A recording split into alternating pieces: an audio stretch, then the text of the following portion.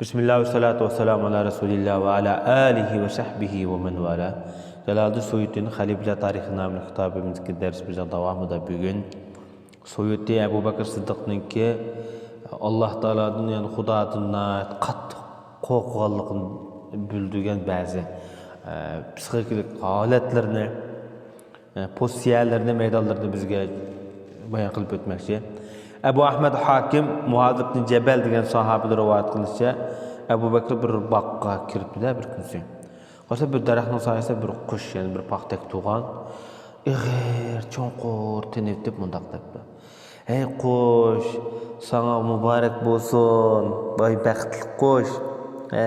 Daraxtın üyeydi, daraxt saydaydı, özü xalap. Lekin hesapsız bir alet, bunun akıbeti hesapsızdır dedi. Ebu Bekir'e bir müşnundak bir bop qalsan çok kaçki dep insan bulab işte Xudanın aldı sorak uçuraş altını müşnundaq aytdı. İğir aletde tasvirlep çıqqan.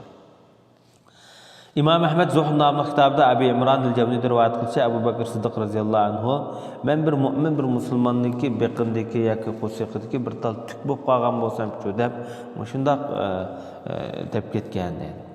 İbn Sakir Esma'yı rivayet qilib Ebu Bekir maqtalgan vaqtida mundaq deydigan edi. Ey Allah, sen mendimi bek bilse? Men özümni ulardan bekrek bilime. Allah mening şu işlerimni yoki meni ular o'ylaganda mu yaxshi qilib etkin. Ular bilmaydigan gunohlarni mag'firat qilib etkin. Ularning degan so'z orqali meni jazolamagan deydi. İmam Ahmed Zuhd namlı kitabda Mücahit rivayet kılıp Abdullah ibn Zübeyir ne verse Ebu Bekir Sıddık'ınki namaz tuğa vaxtida bir xil xuşu Allah'a boğan kalbi şekinetning güçlüklikinden yağaçtek medirlab uyan bir emes tik bir yağaçtek turat dedi. Şunaq degen kenimde. Babam Ebu Bekir'in müştaq qılat diken toq, ma işte anlaganda dep çoğundasının ki müsibetini bayan qilib o'tgan. Hasan rivayet qilib Ebu Bekir Sıddık shunaq deganki, azbiray Xudo men bir yep yoki tikanlar chatap tashib turgan bir daraxt bo'lib qolsam-ku, mevlik daraxt bo'lib qolsam-ku deb mushtamo o'zining afsuslangan deydi. Hem şu dövzaqdan, ahiretden, kıyametten qo'rqqa shiqarta deyilgan so'zlar. Abi Qatada rivayet qilsa, menga Abu Bekirning mundaq deganlikka yetib keldi. Men çarpaylar, hayvanotlar yeydigan bir yeşil o'tchib bo'lib ketsam-ku, deb mushtaqmi gaplarni qilgan ekan dedi. Zamurat ibn Habibni rivayet qilsa, bu odam men Abu Bekirninki bir o'g'li o'lib ketgan vaqtda qiyshiq kelganda sakratgan vaqtida bu bola bir yostiq qushunda telpunib deydi, bir ko'zi chekchiyib ketib bordi. Ölüp ketken vaqtida ular Ebu Bekir'e oğlunun şu sekretda bir yastıqqa çekşeygenlikini ko'rdik degandan şuna yastıqni shunda ishtirib qarsa ostida şu 5-6 dinar pul bor ekan, 5-6 misqal oltin endi. Shu vaqt nisbatan bir oddiy pul endi. Ebu Bekir yana bir qo'lni bir urib, inna lillahi va inna ilayhi raji'un. Bunda bir musibetlik kelganda o'qilgan. Yana shu 5 dinar, 6 dinar pulni saqlab qolganligi ish bolaning bir musibet deb qaraganda Ebu Bekir o'ziga nisbatan ey palani balam deganda sening terang aşağı sig'ami mush hisobot qilib bardosh bera olami qiyomat kunida deb mush mazmunda gap qilgan. Sabitul Banani degan kishilar rivoyat qilsa Ebu Bekir tuvandagi beytni o'qiydi ekan. Sen hamisha do'stlarning o'lim xabarini yetkazsa, taqsa lekin sen ahirde öldüğün sen bolsa. Bir adam da yigit davamlı ümit arzular yaşaydı, lekin ümit arzusuz ölüp gidiyor deb maşerini okudu. Yani ölümni daimi köp miktar esleydiğen alet eti deydi. Ebu Bekir Sıddık'ın aleti. Hem de İbn Sa'd'in rivayet kılsa Peygamber Aleyhisselatü Vesselam'dan keyin hiç bir adam bilmeydiğen narsaga nisbatan bek korkuduğun şey yani Peygamberimizden keyin Ebu Bekir dedi. Ebu Bekir'den keyin bilmeydiğen narsaga cevap berishga nisbatan ehtiyotchan bir xillik qo'rqadigan masaldan Umar edi dedi. Yani aldırıp cevap vermeyken de bular meselelerge. Abu Bakr hakikaten birer mesele vakı yüz bergen bolsa hem de onu da Allah'ın kitabında bir onu cevap tapamaptı ya sünnette bir iz tapamaptı yani yeni ictihadi meselelerge münasebetli yeni vakalıklarda. Şu vakti de ben rahim ictihat kılıma eğer doğru olsa Allah'tan eğer hata olmaz mendin astagfirullah Allah'ın rahim geçirsin dedi. Yani bilmegen nesige cevap berişte acayip pek ihtiyat kıldığan sahablardan dedi. Mana bu Abu Bakr Sıddık'ın bir kısım özünki mında takvalıkını özün tekbibek zayitliğini ifadeleyen sözleri ve psikolojik halatları. Ondan başka bizge Jalaliddin Suyuti hem de Abu Bakr Sıddık'ın bir kısım düşlerge bergen tabirlerden bizge de ötmekçi. Said ibn Mansur, Said ibn Musayyib bir rivayet kılışa Ayşe radıyallahu anha çüş görepti. O çüşüde Ayşe'nin öyle 3 ay çüşken bir çüşkende. Bu çüşne Abu Bakr'a dep bergendeyken bu Abu Bakr Sıddık naati çüşte bir usta depke. Eğer sen çüşün rast bolsa depti kızga. Senin öýüňde muşy zemin ähalden en ýaxşy 3 adam depni kılındı depti. Peygamber Aleyhisselatü Vesselam ölüp ketken vaxtında Ayşe senin 3 eýiňiň birisi şo, en ýaxşysy şo dep aşta cevap bergen dedi. Bu işte bir manayeti bek acayip bek sezgür bir ilmlany kempire.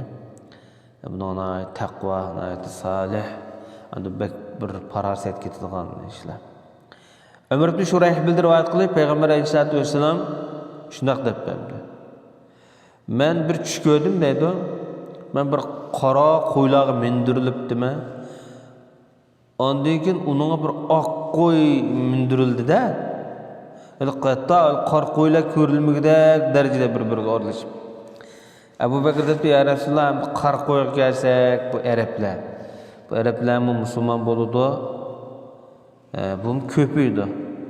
Ama ak qo'yga kelsak ular musulmon boldigan g'ayri Arablar.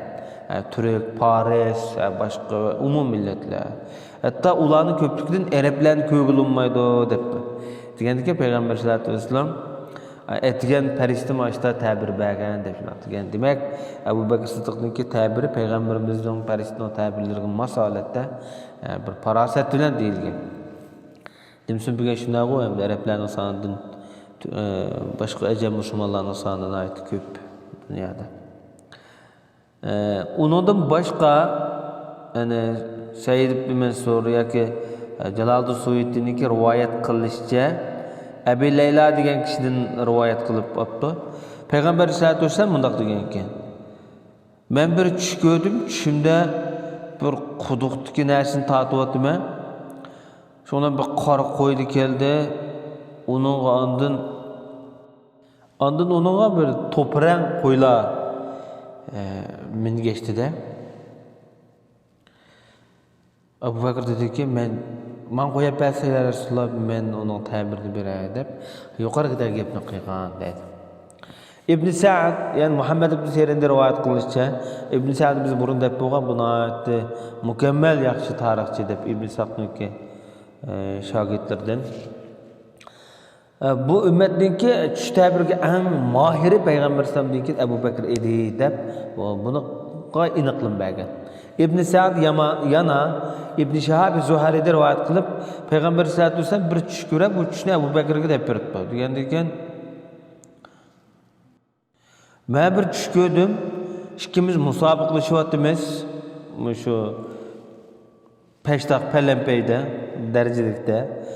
Men senden şu bir iki yerim pellek aldan kirip ketdim degendiken Abu Bakr Sıddık tabir bir ya Resulullah Allah Taala seni öz mağfiret rahmetiga burrak opurdiken men senden keyin işkerim joyda yaşaydikenman deb manda tabir bergan.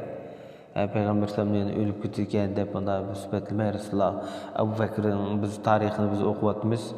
Ähte inşallah Abu Bakr'ın tarih tügeydi.